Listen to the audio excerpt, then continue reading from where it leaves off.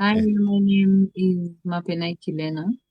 I'm a gender specialist by profession and I come from Kajiado Central. Asante sana. Naneu. Hi guys, my name is Naneu, Naneu from Kajiado West, residing in Magadi. Very, very happy to be here and to have this conversation. Asante sana. There's this guy who's been in the news for some time and has been the talk of town. Yesterday, I saw some clips, people saying that they've been arrested. A couple of weeks ago, someone had called saying, I am talking to this guy, and it was trending. And I was wondering, kwani, what's happening with this guy? Watu wanamjua, lakini hakuna kitu inafanyika. People even have his phone number, and this guy is not being arrested. I saw Boniface Mwangi. I had posted a while ago. This case has been in parliament. If you Google Lorgali right now on social media, you'll be surprised how many stories have been made about him. And the most annoying thing to me is imefika mahali mpaka imeacha kuwa an issue. People are making jokes out of it. And I'm just wondering, ni inafanyika? Maybe a background. Hii story, Naneu unatoka Magadi. So it would be nice maybe to have a background of, this guy. Story ilianzia wapi?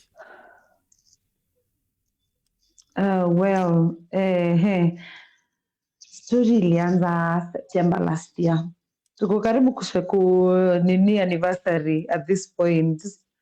Anyway, so it started last year and it was, so the thing is, this is a common person in Magadi.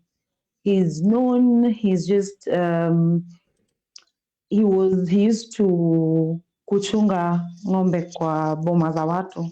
So he was brought up there, raised. So for the name ikuje itokee hiyo ya Lorgali, he used to be a petty thief. So that is, hizo ndio stories zenye nasikia again. He does not stay in Magadi town, of course, because of security, and it's more populated. Anaka sides at one time Olkeji, Oloika, Shompole. Like he just stays in the environs of Magadi now. So from then, the thing that made now people realize is because he would physically and sexually assault women. So he just started young mothers, young girls going to school, old mothers left, old grandmothers actually, when you wameachwa nyumbani. Because for those people who understand how Magadi and how Masai people work, you'll find wengi wao wazee wataenda, then washosho wataachwa tuseme na mtoto mmoja mdogo mwenye bado aendi shule or such things, so mchana boma haina activity mingi and it's just women there.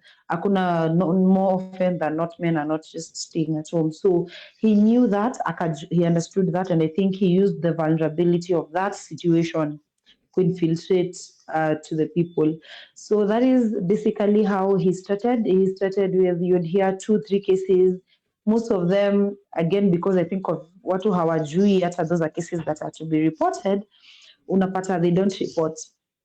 So it's not reported, it's not, some hata wafiki husi.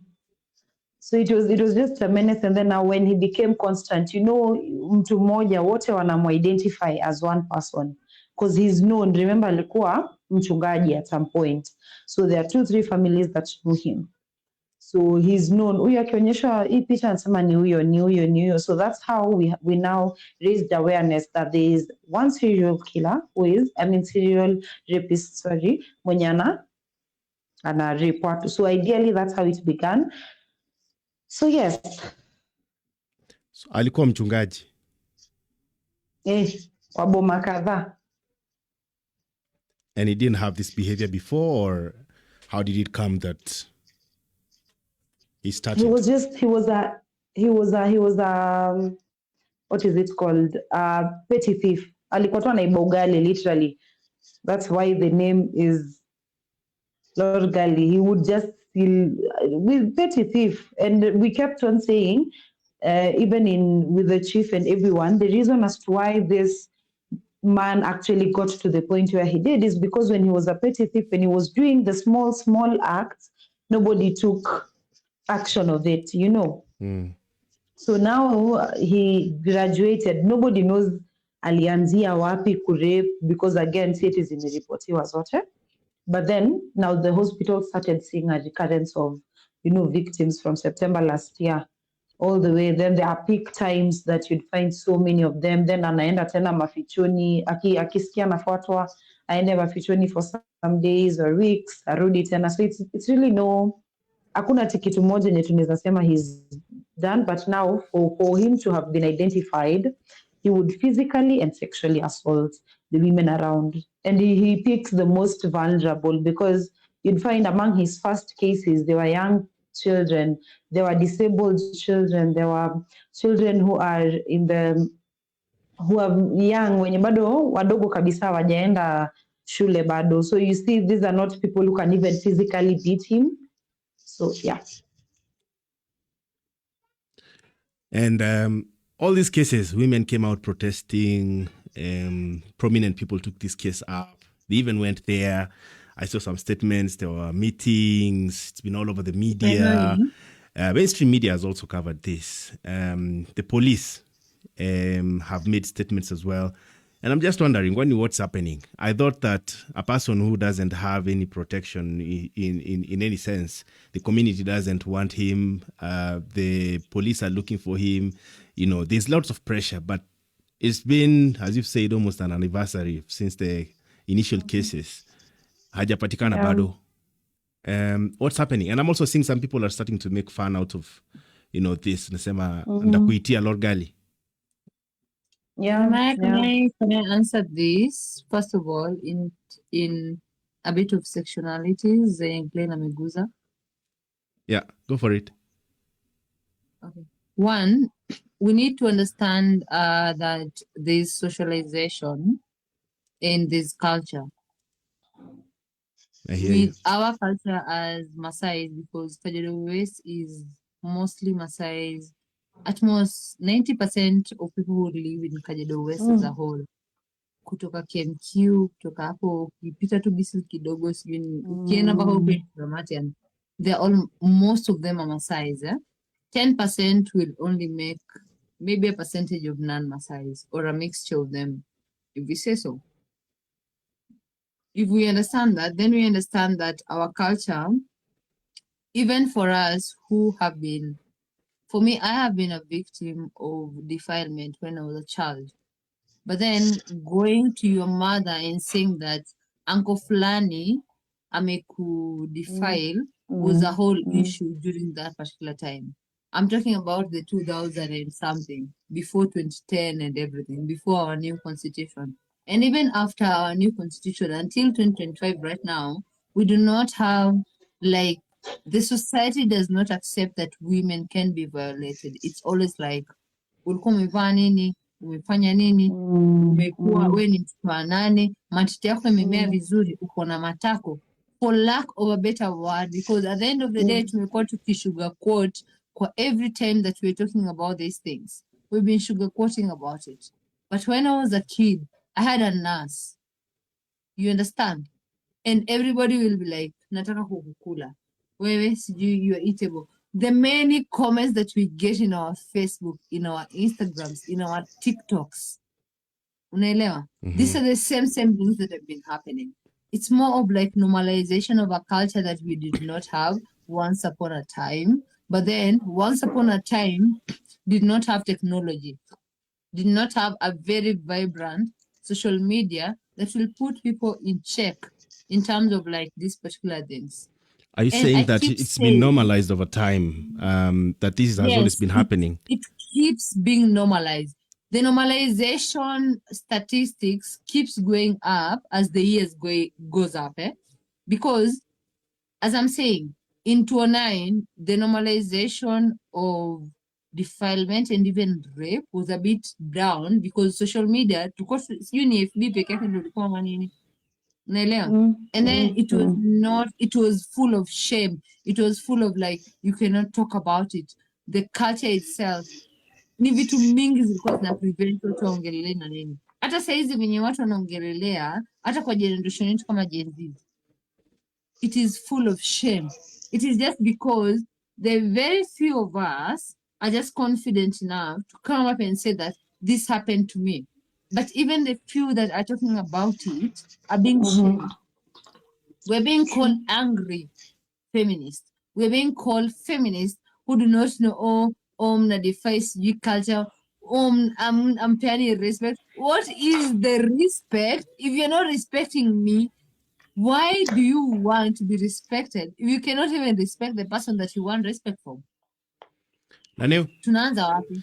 Wacha And tuende kwa then Naneu. another thing, if I don't know, wait. Okay. Another thing is the fact that at the end of the day, even if a woman will come and say, or even a young girl will come and say, I've been raped, do you know the shame that comes with that?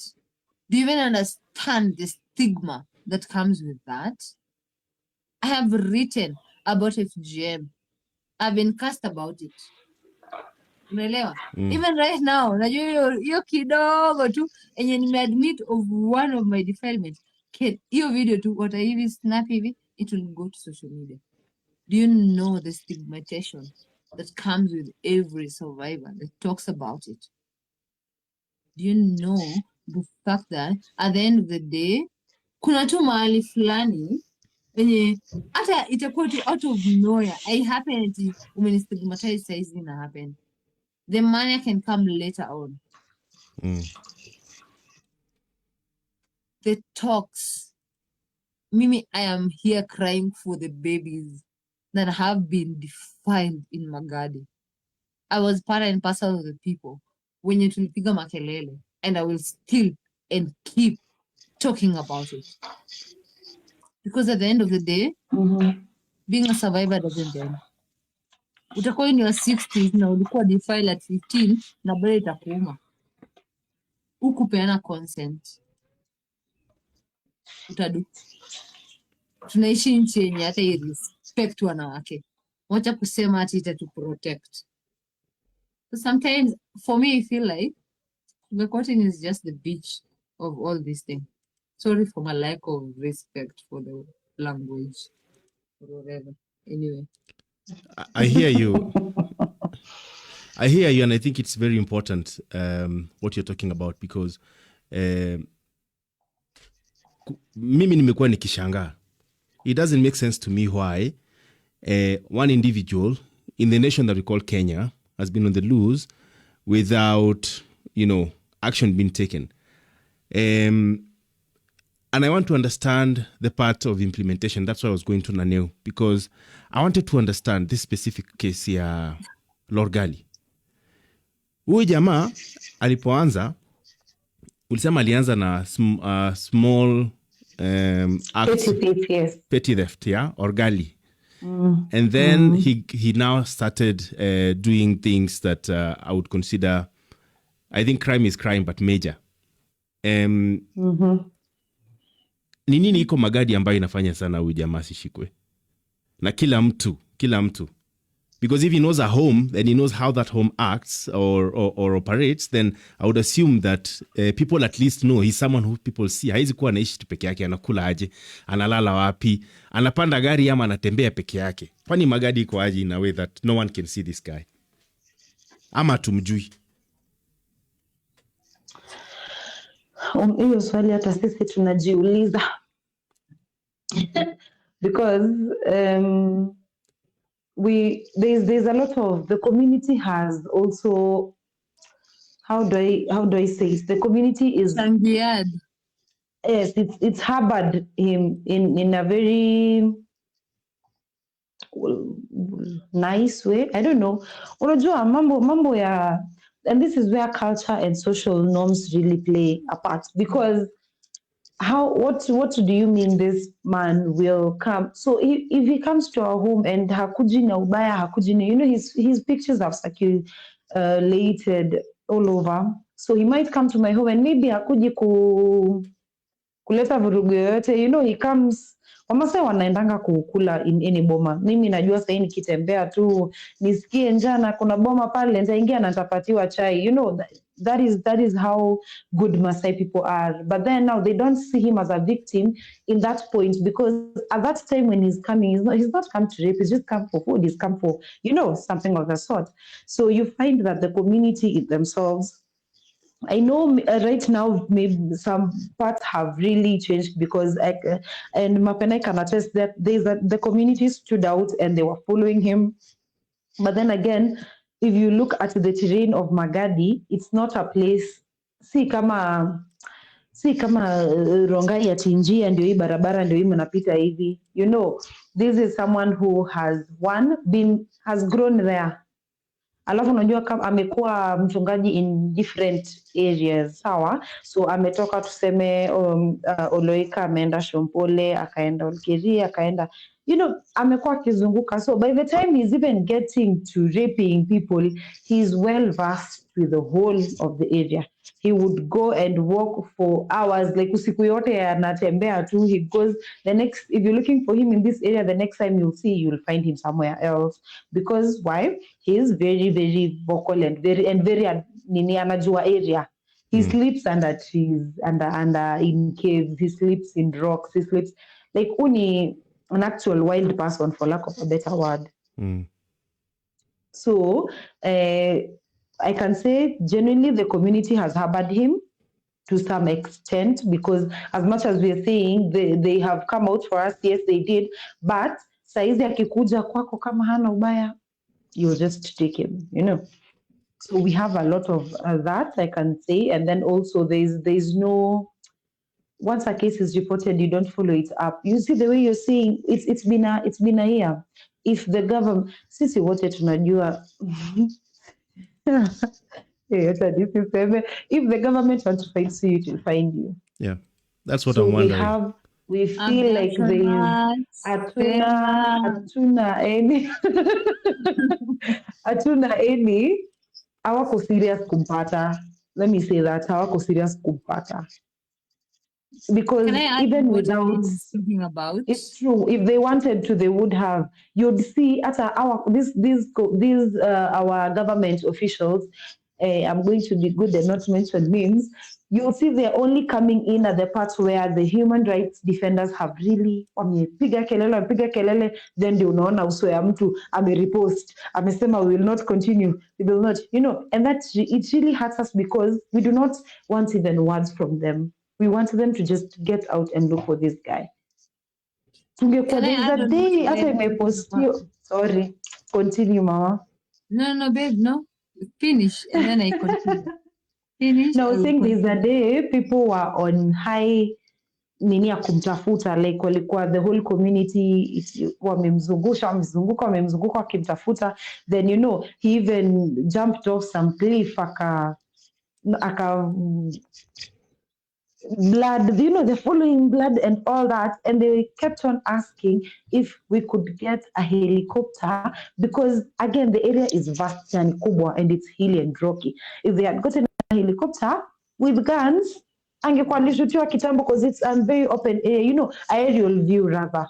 But you see, at that point in time, was there anyone who was willing to talk about it? At that point in time, tunapigia our government.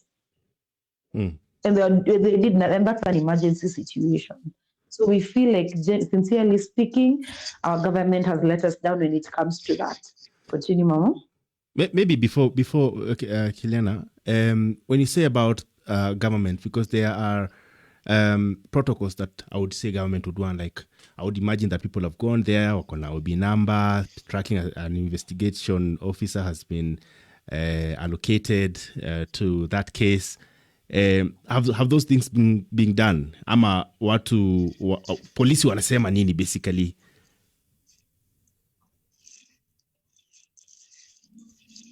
Oh, that's to me still. Oh, sorry. I think we get over with that, and then you go to the other nini here very quickly, if you could. Okay. Yes, so all that has been done, because for the cases that got to the hospital, all of them have been reported, and na ukienda hata OCS hata wanaitwa JCPD, all of these are cases that are known. So how there's no follow-up mechanism, there's nothing that is being done. And then if, for example, he's being tracked, and then if tuseme usiku nini ama they lose sight of him, hiyo inaishia hapo. And you know, this is a man who just needs hours, and he's already anajua area, anajua mahali ataponyoka, so they don't have constant huyu wanamtafuta the whole day, kifika ka 6 nini wameenda hivyo nimeisha. And ideally, well, sijasomea nini, but I know if it's someone who's being tracked, it should be they're taking shifts. It shouldn't be ati inaachwa mpaka kesho ndo tukuje. Government is not serious. So yes, there is on B number kuna nini hawako, not at all. Are they downplaying it? Because I'm hearing people say hii story Lorgali si mtu mmoja. Yeah, please go for it. Can I answer that for Glenn? Yes, please go for it. Yeah, the fact that the government's views downplaying or anything. Mm-hmm. Yeah, so I work in the government, in the county government of Kajiado. I'm in Kajiado North, under the Social Protection Office, which is social development, it's social services as a whole. One, I'll say that probably yes, because when it comes to the budgeting of resources, and resources are supposed to go into the different wards and into the different constituencies, hatuna enough budget. Probably inagonga kwa public participation, whereby inatupatia sisi kama government inasema that we are not doing civic education enough to actually have our citizens to participate in the government sections public participation. Mali tunasema hii ndo project yenye tunafaa kufanya next time, hii ndo project yenye tunafaa kufanya sijui wapi na wapi. Most of the citizens are not actually involved in these particular things. Most of the people who are in the public participation are government officials. Well, probably I won't have my job, but well, yeah. Another thing is the political affiliation. When it comes to where do you stand, una support nani in terms of politics? Una support your current governor mwenye alisimama sijui na nani, sijui governor mwenye sijui alikuwa wapi, governor incoming, sijui senator incoming, MP incoming, MP mwenye alikuwa na wewe, mwenye hatakuwa na wewe, na mwenye anaingia, unaelewa? And then clanism and the matter of Rika. It is all into the political statement that we're putting into the Kajiado County when they come to do with the governance of the county itself. And when we are talking about the governance of the Kajiado County, kama a government of itself, then we're looking in terms of gender. When they prioritize clanism, when they prioritize in terms of Rika, olaji, hizo inatoka olaji, engaji, hizo vitu zote that don't make a lot of sense when it comes to development, then it becomes a problem for women. Because I, as a woman, mimi aranwendiranga na mauresi ya regioni sawa. Mimi clan yangu itakuwa clan ya babangu, but clan ya mamangu inaenda wapi? Ule akuwa mwanadamu mwenye mimi ameniza, unaelewa? At the end of the day, ukipata kwamba wewe ni mtoto wa single mother mwenye ni mwanamke na ni Masai, unaenda clan gani? Piga hesabu, babako ni deadbeat, hajawahi sijifanya nini. It becomes a problem in terms when you understand the socialization of the different things. Let's go back to the different cultural rituals that are supposed to happen. Harmful cultural practices kama as small as FGM. Unaona FGM ni kidogo tu, ngiri ni rika tu, watu wanafaa kuvuka rika, si ndio? But then it comes with a lot of variables when we are talking about ametairiwa, si ndio? Akienda class anasemaje, mimi na mamangu tuko na same, ama na Roshi Ngiro mwenye ametairiwa, si yeye na mamake wanaweza ongea hivi, si ndio? So at the end of the day, msichana ako like, kama mamangu ana have sex, pia mimi naweza have sex. Na ngirige rais sijui 13, 12. Are you you know? basically saying? And then we'll be talking about teenage pregnancy without understanding the different harmful cultural practices that are happening in different communities. Another thing that comes with that is early marriages. It comes with a lot of things. If we even try and just be like, tunazi categorize. That's why I'm telling you, tukikuja kwa political places where they're supposed to talk about ati kutetea haki za mwanamke, inakuwa ngumu. Huu ni mtu mwenye amesocializiwa ya kwamba ametairiwa, ameolewa, na kama ameweza familia yake kidogo, they were not into the culture, kidogo tu, walikuwa wametoka nje kidogo, education ikakuja kwa nani hivyo kidogo kidogo, because in Matapato it came very very late. I think the people that I can acknowledge in terms of women who studied very early is Kajiado East and Kajiado North. Are you saying that all these issues that are bundled together, sababu tunasikia kuna child marriage, kuna FGM, kuna rape, kuna yani unafeel kama issues za wanawake ndio hatuchukulii kwa seriously, because I would assume that this is something that touches on not just it's not something that we consider cultural. Wamasai ama kulikuwa na some traditions za Wamasai zenye ilikuwa ni okay to rape people, especially older and young ones. Not that any age is okay, but is it in terms of socialization which you're talking about? Are you saying that women issues are generally not taken seriously in Magadi? I say yes, 90% and no 10%. Because yes, it's because of the normalization. It is not because it is our culture. The 10% is because the culture of our Masai. Ama Raba, ulikuwa nadhani unaweza rape mwanamke tu na uende hivyo. Community siku nani. The spiritual leaders will actually punish you. But why is it not being done now? However, with the change of how westernization came in, how people realize what is wrong, what is what, we all ni kama intersectionality of the westernization and our culture together. And then you see, when you have the wrong things together, it becomes a hazard. It's like a ticking bomb. Watu wamezoea na so, kuna kitu moja yeah. Kuna kitu moja ambayo I think saa ingine I think it needs to be clarified. Many people are saying Lorgali si mtu mmoja, na mimi simjui, I haven't followed up on this story as much, but they're saying that this guy is being people doing things and then they're saying it's him without us taking the responsibility to focus on that guy. So are we hunting for someone who is many people is basically the question. Tunasingizia mtu mmoja ama is it how you're talking about socialization? Is it like many people and then we just have it, under one name, or what's happening? I'll say yes, and then I'll say over to you, Glenn. So again, it's a very tricky question to answer, and it's a very tricky thing to say because we cannot say it's not one person, because that will water down the fact that we are looking for one person. But neither can we say it is him, just him, because just like I began his story, this is someone who knows the area. This is someone who was grown up in the area. So anajua hiyo area code yote with everything that is needed. Like hizo kuhepa venye anahepa watu, it's because he knows the area. But then again, I think we were talking about that before we started.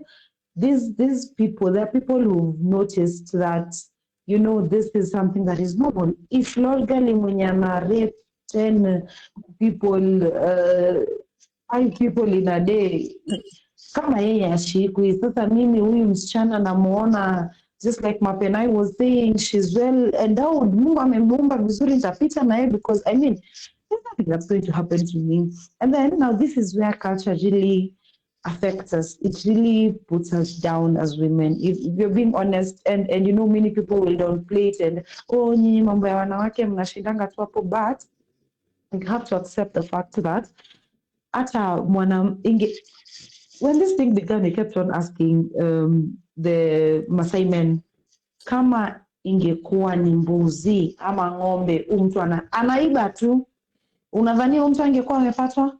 If you're being honest, this man would have been caught so long ago. So there are people who are kwa wenye watching serial killer movies, kuna kwanga na copycat.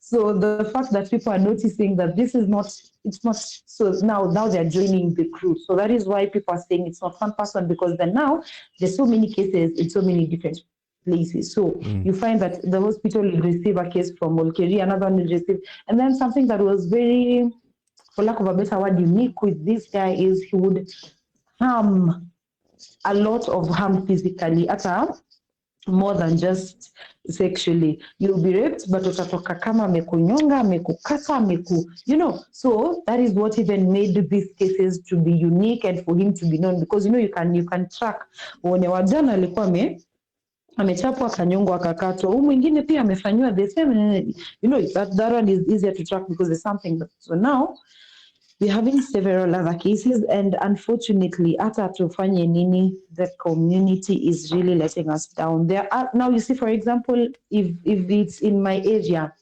not my area, my village, if my uncle or our neighbor rapes me or any other person, now let's assume I am a child, because I know even after we get, but now he's targeting children. So now if he rapes me, and he's a person known, like ni neighbor wetu mwenye anajulikana, you can be sure that the elders and the chiefs will come and talk to my father so that we do not don't do anything to him and all that, So I think the community is also playing a big role.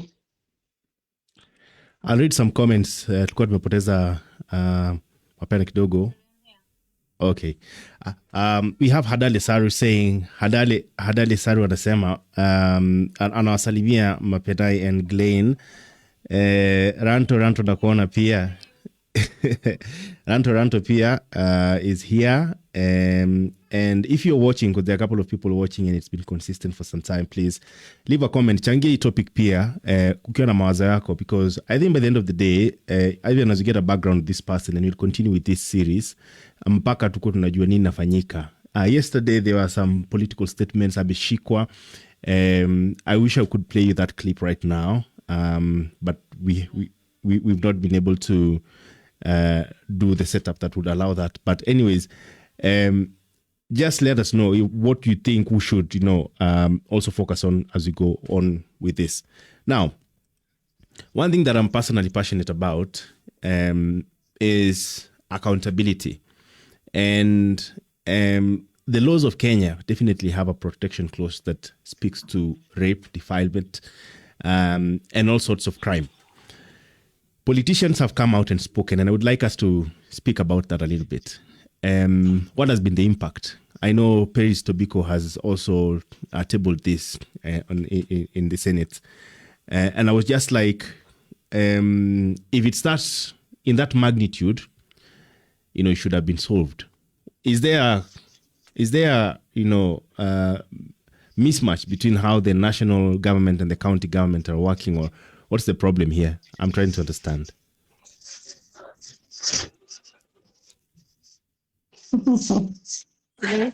Why are you laughing? Please proceed. Proceed, Mama. Is it because I love policies? Anyway, so I think for me, I'll say there's a total silo. It's not even a mismatch. It's more of a silo that is happening in terms of the county government and the national government. One, data is a problem.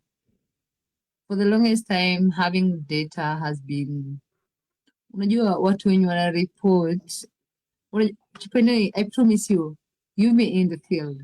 The amount of people who are reporting in terms of them being documented into the KDHS are almost less than a half of the people who are being violated.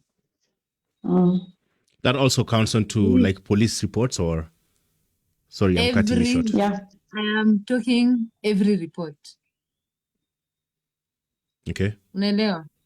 I'll give you, yeah, mnipige tu vita. Yeah. Venye mnataka. Let me just be vulnerable. I was raped. Unaelewa? Mm-hmm. I was raped. By the time I was going to the Namanga Health Center to get a swab, I couldn't get it. It was a Sunday. I was told ningoje mpaka Tuesday to get it. I have the reports using your missile and finally. These are erased voices that have reported, let alone the voices that did not report. All we know are the reports zenye watu wamereport wakakuwa recorded correctly. Mm-hmm. Sisi wengine wote mwenye tulireport na wako sijui na nani tunaingiaga tu ya zinaitogaje spoiled reports. Mm-hmm. Mi niko statistical nani? Mi si statistics. But I'm a defilement survivor and I'm a rape survivor. I'm not even supposed to say this and I don't know why I feel comfortable saying this. Lane, I know we are going to have a conversation after this because of this, but well. However, at the end of the day, it pisses me off when everybody is like, kwa nini hukureport? Kwa nini na report na hata sitaka kwenye statistics? Kwa nini naenda kureport na ni weekend na mimi siwezi dokumentiwa? Sawa. Secondly, mimi kama mtu mwenye nafanya serikali, jamani, tunapigania vita na masaibu ya wanawake na watoto, ndio? Mm-hmm. Ya kwangu inapigania na nani? Mimi kama frontliner. Wewe unajua ni frontliners wangapi wenye tumewalose sababu wamekuwa violated na hawawezi rudi sababu ya hii. Mm-hmm. Aya, tutoke basi kwa frontliners. Mtu kama mimi mwenye tunajua sijui document sijui fanya nini. Twende kwa watoto. Unajua na watoto wangapi wenye wametishiwa? Data is not something that is simple as like 1 + 2 is 3. No. Kwetu inaweza kuwa negative ama 0. You see? Yeah. It is not as simple as we record, we don't record, we do this, and then we don't do that. It is as simple as it happened. The society is not conducive enough for me as a victim to come out and talk about anything that happened to me, let alone as a child, mtoto wa below 17, below 15, akuja kwambia wewe kama mzazi mwenye umeshinda umempasive, we si ni malaya, si uko na watoto, uko na vijana sijui left right and center. Si malaya, ni mtoto jamani, ako na marafiki, unamwekea vitu kwenye kichwa chake. Waelewa? My Totally other understand. point is, you see, one thing that I was taught over the last 3 months is positive parenting. One thing, for the longest time I've been complaining, kwa nini wazazi hawaelewi? Mi nilifunzwa miezi 3 iliyopita positive parenting. Ile ya kusema I welcome even if it's something that I do not feel comfortable in, I will listen. Even if I will not understand, I will not raise my voice na hukashifu wewe kama mtoto wangu, lakini nitaenda kwa marafiki zangu because that's what friends mean. I will seek a therapist and come with an answer. Because most of our parents are the ones who broke us. We couldn't speak. Watu hawana courage ya kuongea unasema. Exactly. So maybe even the cases are Na more maana here. Kipainoi, elewa kitu moja. Unaona hawa wazazi wetu sisi, mimi kama Masai, unaona hao wote wenye wana lead, the women rep, the governor, those are my mothers, those are my fathers. Waelewa? Kwa Kimasai. Kage fail so much in terms of connecting. It's not even in terms of raising, in terms of connecting themselves with their children. Understanding. Kwanza hata si understanding, ni comprehension. Unaweza nisikiza, but you comprehending is something else. Let me go to the leaders. Nimalizie tu hapo kwa leaders. Hapo kwa leaders, most of the time, we are pretending that, oh, my leaders, you, my what, and no, if they have not done anything, they haven't. If you only have one of your program, no, I will, kwanza mimi hata siogopi kumention our women rep. You cannot have a program that is only focusing on football and kupeana grants and anything. Can you have programs that focusing in talking about the issues that are happening, the current issues that are happening? Tumekongelesha about the rape cases, the defilement that have been happening in Kajiado West for the longest time. But then you actually turn a blind ear to us. We look like sisi ndo ni kama tunakugaslight manze kufanya kazi yako, na tulikuchagua wewe utusaidie kufanya hiyo kazi. Na atatufanya hiyo kazi kama si wewe? Mi siwezi fanya hiyo kazi, mi sina hiyo cheo. Wewe ndo kuna hiyo cheo na tukuchagua ufanye hiyo kazi. Kwanza mi ndikupea kura. You know? So do the fucking damn job or stop vying. It's just as simple as that. I think umeleta point ya maana hapo. Speaking about, unajua, I think, and this is not politicized things, but I think there's a responsibility that some dockets have to, take up. And I think in this case, I think there's a case for, also for the women rep also to put out a voice na isukume mpaka mwisho. But I also see responsibility in the organs that are set in place. Yani, watu ambao wanafaa kuinvestigate kesi na kufanya enforcement, basically searching for this person. And again, understanding what the real issue is. Because the day that the ladies from Magadi came protesting, mimi ndio nikakuwa very interested in this case because it comes to a point where inaka kama ni issue ambayo tumenormalize. And there's a point that Kilena said here, umesema kwamba ni kama kuna disconnect. Watu waoni uzito wa rape cases specifically, because that's what you're talking about here na Lorgali. Ni kama viongozi wetu hawaelewi uzito wa hii kitu. Ni kama tu wanasema it's like another crime. There are many crimes that are happening. This is one of them. And I'm just asking, what do you think we need to do tuweze kufuatilia kesi mpaka mwisho? Sababu ni kama pia mimi nimejipatiana sasa. Hii tutafuatilia mpaka tuchoke. I think Naneu tunaweza go for it.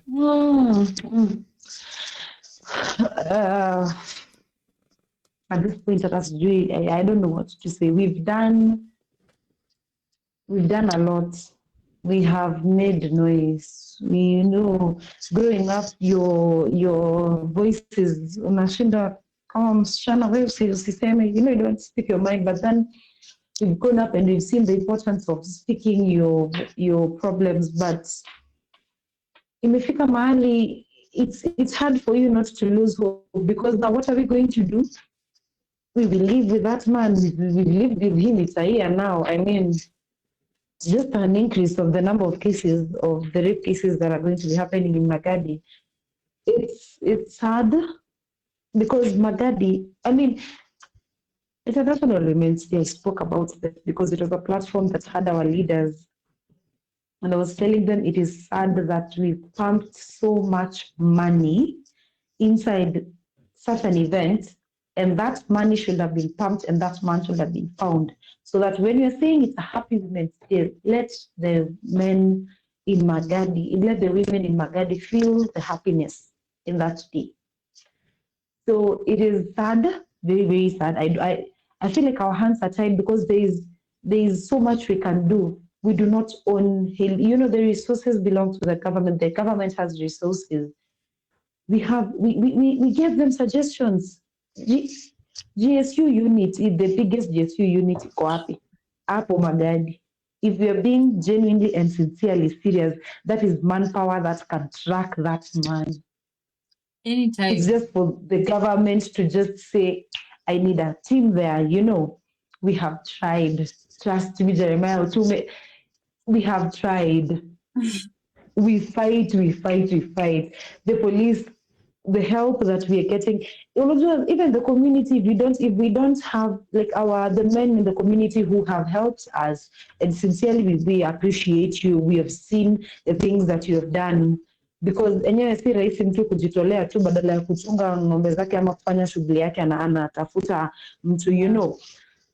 They have tried, but there's only so much that we can do. We've told them we need the binoculars, meaning like hata kama unapatiana manpower, we have sniffer dogs, we have this. When he was being tracked, we had a whole meaning of people of things that belong to him.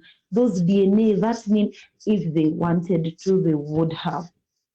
We are tutachoka kupiga kelele, just so you know. I'm not saying that we are losing hope because tutachoka. We will say until the day we get to the point where all the Maasai girls feel safe. Because you see, right now, we all know that the rape cases, one, they're underreported, just like you said, because of the nature of the people. Most of them don't even know that it's supposed to be reported. Even in schools, that is when the reason as to why we say we ask the sexual reproductive health and rights advocates, we say that sex education should be taught at school, not because hatuendi kufundisha watoto by the science za bad manners, just so you know.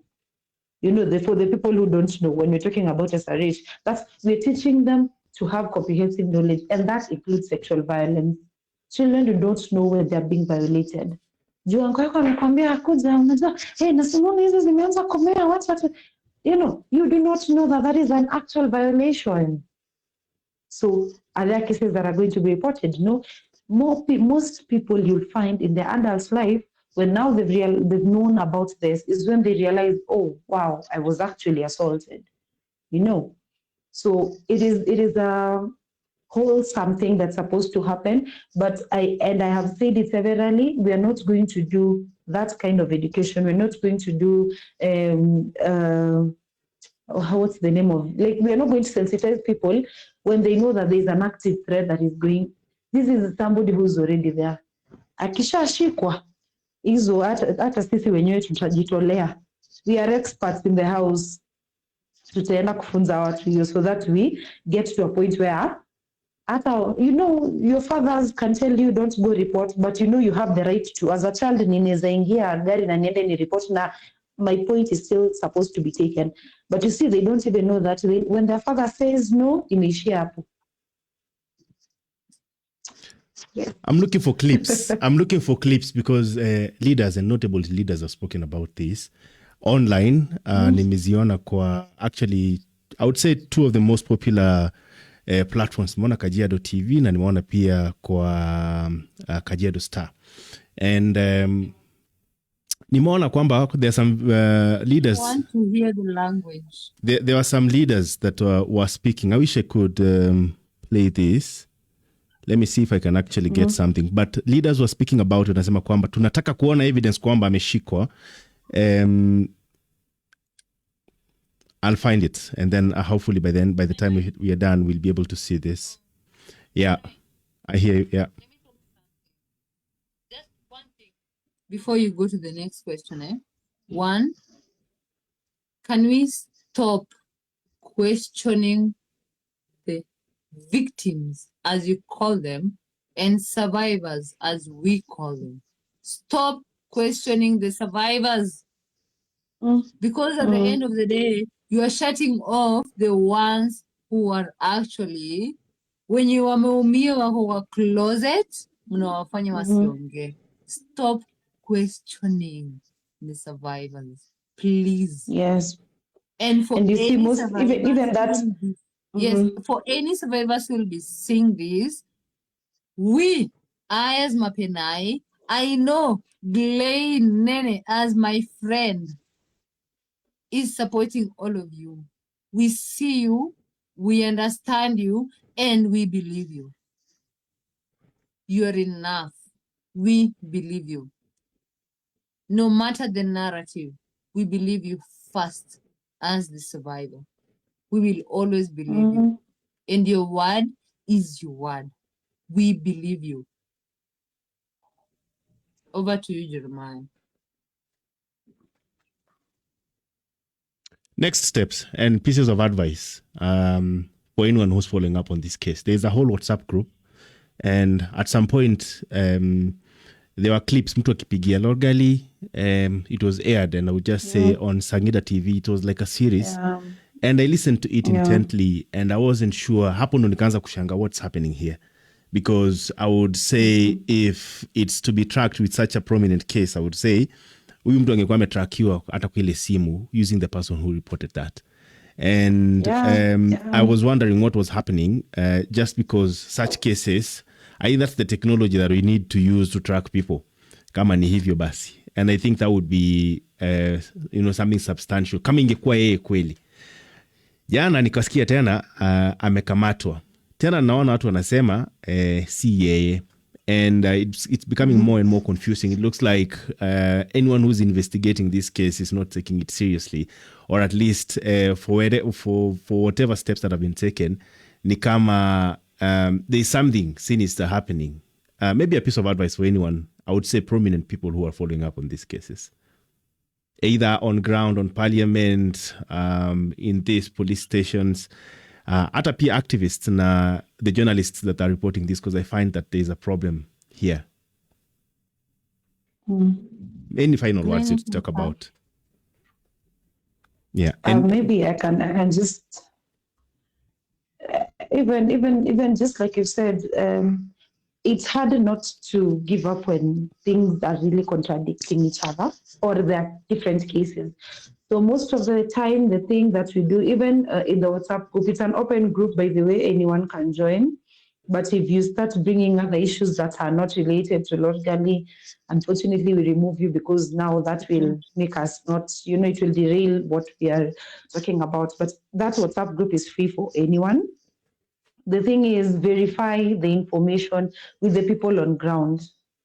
If you know anyone from Magadi, once people start talking about, oh, amekufa, because I remember kuna mtu ameandika RIP, I wonder what peace he should have when he's resting anyway. So there are those information. Again, it's the internet, we are free of speech. Mimi leo naweza amka ni decide nimechoka na hii kesi ya Lorgali, wacha niwaambie amekufa, because I'm already a prominent person who's been talking about it. When I say that, all of you will be, thank God. But that is actually not the case. So I think we verify information, and that platform, the WhatsApp group, is a very good place, because we have chiefs, we have people from the area who have assisted us to tell us. Today, somebody shared information, and we asked, can anyone verify? Tukaambiwa hapana, hiyo ni information ya kitambo na si ukweli. No, he is still around, he just read something. So if you verify using anyone from Magadi, I think it will be better than just moving around. And even if that goes into the prominent leaders, our leaders. And then Musi, unfortunately, the badness of such cases, it's not a one-time thing. If you've decided to open your voice and be part of us, then be part of us. Let us see you, let us hear you. When you say we are following up, leo ukisikia Glenn amesema ako njiani bado hajapatikana, keep following up. Let it be a personal case, because it is very personal to someone like Mapenai. Mapenai ametoka wapi? Namanga atidie. Na ndio huyu hapa kwa Magadi. I mean, it's something that you have to take it on a personal level, because as much as things are it's tiring, but it's really not tiring until justice is gotten. So I feel like just keep on, don't stop. You're the only hope that we have. If Blaine does not speak about these issues, Mapenai doesn't speak, does it mean that it's over? No. And just like I said, it's one of the first steps that we're taking. We have to teach our people and make them learn and understand everything. So I think that is it from my end. Yeah, I think continue speaking is what I take from that. Lazima uongee. Yeah. Yeah. Mapenai, You don't like me calling you that, but let's go for it. Yeah, because when into a home, anyway. What probably I'll add from what Glenn has said, continue talking. Mi upigia Glenn anytime I have any Kajiado Central, kwanza matapatu as a matter of fact. When it's a defilement case, it's a rape case, me, I don't care kama ako job ama ako wapi. I will call her, I will text her. I will tell her, niko na case ina happen na nini na nini. And one thing that I know and I appreciate with the fight that I've had with Magadi, even when we were fighting to the whatever, man, alikuwa like, babes, niko conference, unajua nimeapply for loan, but I'm supporting you virtually. What she did, social media it was not silent when we went for Magadi in February. Even right now, in the group that we're in, your WhatsApp, she keeps people updated. She keeps probing people to get the information kunaenda aje, ametokea aje, amefanya nini. You know, it's a lot of things. And as she says, human right work is not easy. I promise you. Tunaumia hapa nje, tunalia. Sometimes you're like, this is my story. But then unaenda tu unalia, unaosha uso, unajipanguza, unarudi. Unasonga mbele.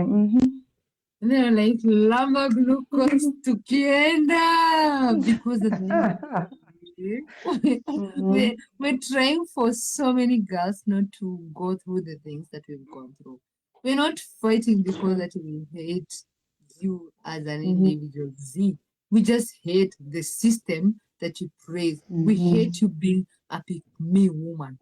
We hate you being a person that we cannot rely on when our rights are being violated. When us, as women who have been defiled, raped, hata hatuwezi simama mbele yako tuseme, oh, I was defiled, I was raped. We have to shrink down.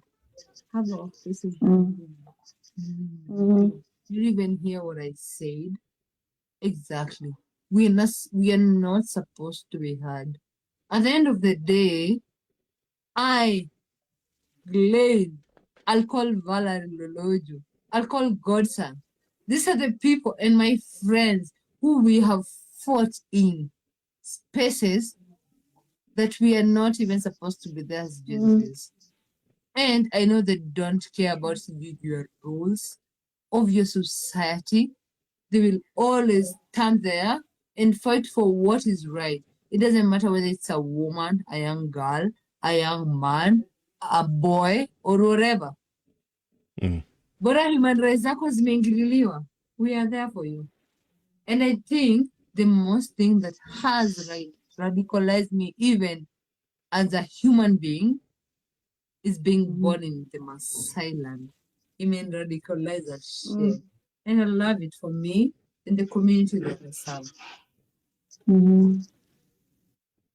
I think the message there in my taking is tunasonga mbele, and we will have to keep this one consistent. Ever. I think the confusing things have to be verified. Any word that comes in to disrupt the progress, I think, needs to be talked about so that people have clarity. And I think the cases have to be pushed mpaka to party solution. I think we should close this one at this, and just to say thank you for being with me on this platform today. We'll keep it going, and tutaenda, hakuna hata warning. We will keep updating. Anyone who's interested in this case needs to know that there's a conversation and there is also clarity. So asanteni sana na nashukuru. Hakuna filters. All right. Asante. Thank you so much for any having final us. words if you have? I think this is the time. Glenn? And I was just saying thank you for having us. This is an issue that is very, very close to my heart. There are days, so it's gotten to a point everyone around me knows about the issue. So when vitu zikikuwa moto sana nitapigia watu kelele, people were not even involved. Nimekaa kwa ofisi, umekuja, I will tell you everything, you don't even want to know, but I will tell you. So I think thank you for having us and to just share this, and I hope that we will get assistance. I mean, ningekuwa na hizo mapesa zote ningewapatia tu, yani I don't understand how you have money for everything alafu mtu mmoja ndo mnashindwa the whole government. Jamani, Yeah. let me tell you the way I said, be serious. But thank you so much, Jeremiah, and also to the team that is listening. It's been good hearing from you, and tuzidi kuongea. Acha niuze sera. I'm on all social media platforms at Glay Nene. Yes, I will follow you. That's Jeremiah. I will definitely follow you 100%. And I think this is not going to be the last time, especially on this issue. No, I think we'll this keep. is the last time. Kipainoi? This is not going to be the last time. Oh, sawa. No, we'll give you more people as we go on, but we are the main people that you have to host. Thanks. Kilena, final words. Final Maisha. words. Uko na maneno gani? Because there's someone here who's actually saying hi. Anaitwa Felix Omariba. Anasema, hi everyone. Hi Captain. He's following the conversation. I say hi to who? Hi everyone. Anasema anafuatilia. Sako Kobako. Jamani, tunakusikiza. Tafadhali, naomba uende Google, hata ukiingia ChatGPT, angalia SGBV na GBV kwenye Kenya pale, itakupatia statistics zenye tuko nazo. See what we've been able to do for women. See what different organizations are doing for women across the country and all those things. Aya, Kipainoi nikimalizia because I have to drop off. Niko na darasa jamani kidogo. As I drop off, thank you so much for even listening. For those of you who have been online, one thing that I want to echo in terms of Glenn's word, say, follow by the way, akona content. Me, mkini follow, be cautious because I'm extremely. Wow. No, I have a questions. You can follow me, that's okay. But then just understand that I'm extremely brutal with my truth and who I am as an individual. And I'm not gonna go down because of who you're gonna be.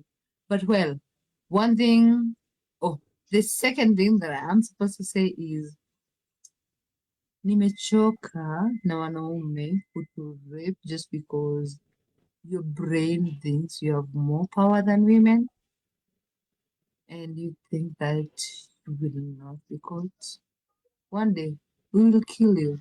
Tutakupata. Tutakupata, utauliwa. Probably most of us will end up Intoga Langata women, Shimo la Tewa, and whatever that is. But then stop doing the shit that you're doing because that's no good behavior. Imagine enda therapy. Kwani sex therapy ni how much? Enda therapy.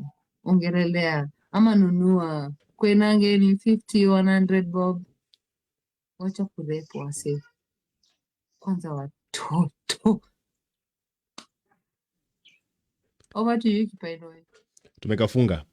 Just to say thank you for joining. This is Jeremiah Kipainoi. Hii ni chini ya mti. We'll keep refining everything, but hii kesi ya Lorgali, Kajiado West, Magadi specifically, I think we are not going to joyride on this. Na tutaiachilia mpaka hii conversation ikuwe kwa kila nyumba. Kwa heri kwa sasa. Na ufanye ile kitu. Goodbye.